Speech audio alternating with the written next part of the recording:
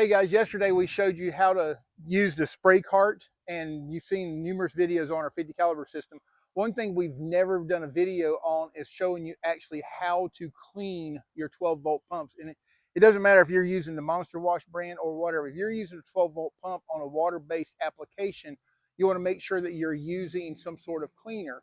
I already have water into the spray cart here, and what we're going to do on using this, if you're using something like paver sealer or soap, weed killer or something, you can use just plain Pine Sol. Let me grab some and I'll show you what we do. So I just have the cheap Pine Sol that you get from like Dollar General or something. It doesn't matter. Pine Sol, that's like one of the best brands that I've found that actually does cleaning. You know, take a bottle of it. If you're doing paver sealing, I recommend getting the 1 gallon bottle and splitting it amongst 3 5-gallon buckets of water, and then running that whole thing through your system.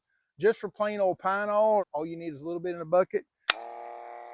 Take that, run it through your hose, pull your hose out of your tank and start spraying it. That way you're actually sucking a little bit of air into it.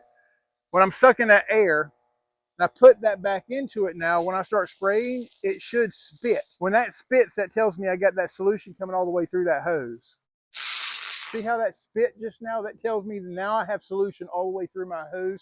So I'm going to go ahead and finish running that through my line.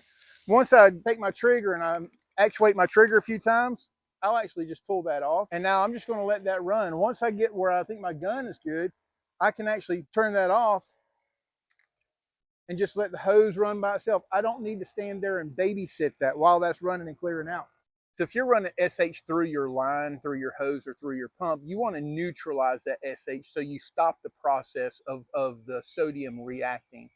Just like if you were to have acid, you want to stop the process of the acid working.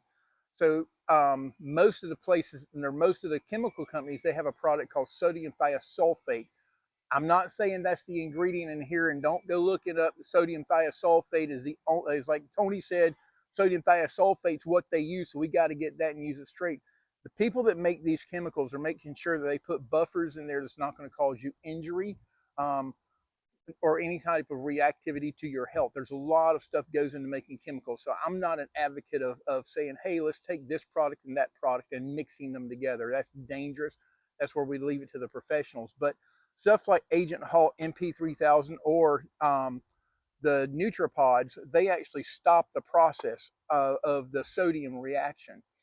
So if you're running sodium through your pump, you want to follow the directions. You want to take one of these different types of products to neutralize that sodium before you just say, hey, you know what, I'm going to leave it in my pump. And then you call me up, say, hey, the pump didn't last. There's reasons for that, you know. So, all right, let's get back over here and I'll show you what we do on finishing this up. So now that we're done with pumping this, I pulled my battery. Now I'll just wrap it up and it's ready for the next time we use it, you know, so it's all cleaned and ready to go. Guys, I appreciate you.